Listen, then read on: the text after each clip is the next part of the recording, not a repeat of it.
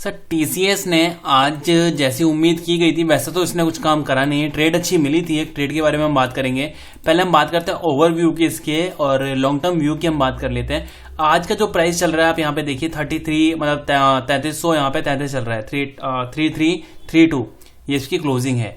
अगर मैं बात करूं लॉन्ग टर्म व्यू में अगर इसके टारगेट की तो यहाँ पे इसका रेजिस्टेंस जो हमें नजर आ रहा है वो लगभग 34-20 के आसपास में आ रहा है, जो हमने कल लास्ट वीडियो में भी डिस्कस किया था। और अगर बात करें इसके स्टॉप लॉस की यानी कि इसकी सपोर्ट की तो यहाँ पे कुछ बैटरी है 323270 के आसपास में इसकी एक सपोर्ट बैटरी है।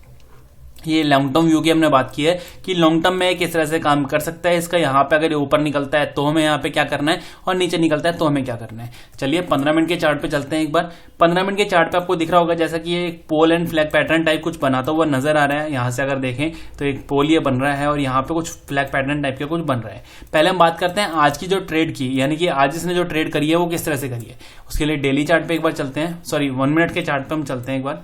1 मिनट के चार्ट पे जैसे ही हम आते हैं आप यहाँ पे देखेंगे आज की जो ट्रेड है वो यहां से, राइट। मैंने आपको क्या बोला था आज कल की डेट में, मैंने क्या बोला था, अगर ये फ्लैट ओपन होता है, इनकेस अगर फ्लैट ओपन होता है, एक बाइंग यहाँ पे दिख रही है, आप देख सकते हैं यहाँ पे अगर बाइंग आपने की होगी तो काफी अच्छा आपको एक टारगेट यहाँ पे देखने को मिला होगा। फ्लैट ओपन होता है बाइंग के लिए मैंने आपको बोला था और टारगेट इजीली आप ये देख सकते हैं 3314 से लेके यहाँ पे 3340 तक का एक यहाँ पे इजी फ्लो में इसने काम करता हुआ नजर आया, राइट। यहाँ पे हमने उसी बारे में बात की थी कि अगर ये निकलता है तो हम इसको बाय के लिए देखेंगे।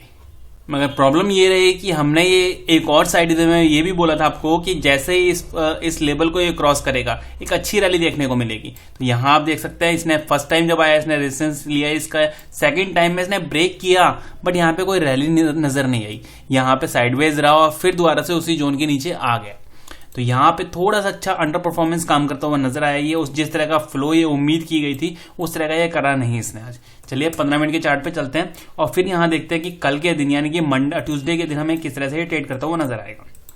तो पहली चीज तो हमें ये देखना होगा पोल एंड फ्लैग पैटर्न है जिसका ब्रेकआउट करता हुआ नजर आ रहा है नीचे की तरफ, यानी कि कल की डेट में अगर फ्लैट ओपन होता है तो एक शॉर्टिंग अपॉर्चुनिटी हमें देखने को मिल सकती है। यहाँ पे जैसे ही फ्लैट ओपन होगा तो आप ये देख लीजिए, अगर फ्लैट ओपन होता है हमारा जो लेवल ट्रेड होना चाहिए वो यहाँ होना चाहिए लगभग 3328। अब आज की क्लोजिंग है 3332 यानी कि 4 रुपए नीचे, यहाँ सिर्फ 4 रुपीज डाउन। ये जैसे ही नीचे की तरफ आएगा एक शॉर्टिंग अपॉर्चुनिटी बन रही है। जैसे ही ये इसका जो रेजिस्टेंस था, ये जो सपोर्ट था, इसको ब्रेक करेगा एक शॉर्टिंग अपॉर्चुनिटी है। यहाँ पे एक शॉर्टिंग मिल सकती है हमें यहाँ पे इजिली, जिसका यहाँ टारगेट जो है वो यहाँ 3300 तक के लिए लेवल के लिए हो सकता है, एक शॉर्टिंग अपॉर्चुनिटी।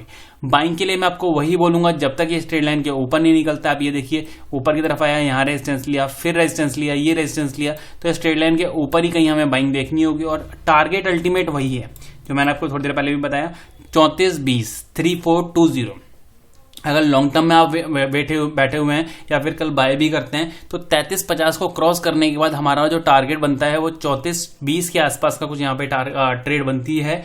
शॉर्टिंग के लिए मैं आपको बता ही चुका हूँ कि जैसे ये सबसे अच्छी ट्रेड जो मिलने वाली है कल शॉर्टिंग के लिए मिलने वाली है कि अगर इसने ब्रेक किया आज का लास्ट रेजिस्टेंस, लास्ट सपोर्ट, तो यहाँ पे है 3328 3328। इसको क्रॉस करते ही ये नीचे निकलेगा तो आपको बताऊं लेवल है ये 3300 यानी कि कितना बन रहा है, लगभग 26 रुपए के आसपास की एक ट्रेड यहाँ पे शॉर्टिंग के देखने को मिल रही है। बाइंग की अगर बात करें तो क्या बाइंग है यहाँ पे।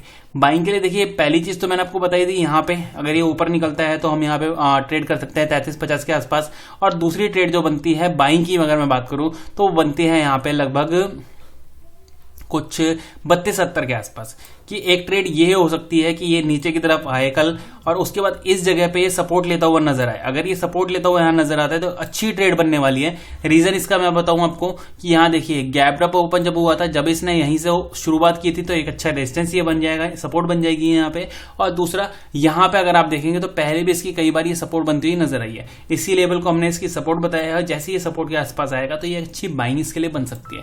तो मेरे हिसाब से मैंने आपको जैसे बताया कि यहाँ पे 2 ही ट्रेड है कल की डेट में। अगर फ्लैट ओपन होता है शॉर्टिंग करनी है, नीचे की तरफ आ सकता है जिसका टारगेट जो है 3300 के आसपास लेके चलेंगे। और अगर उसको भी ब्रेक करता है और ये अगर कल की डेट में 3260 के आसपास में आपको देखने को मिलता है, 3280 के आसपास में देखने को मिलता है तो एक अच्छी बाइंग अपॉर्चुनिटी होगी, सेलिंग अपॉर्चुनिटी नहीं होगी। बाइंग का दूसरा लेवल जो है यहाँ पे 3350 के ऊपर है। 3350 को अगर ये क्रॉस करता है तो एक अच्छी बाइंग हमें देखने को मिल सकती है।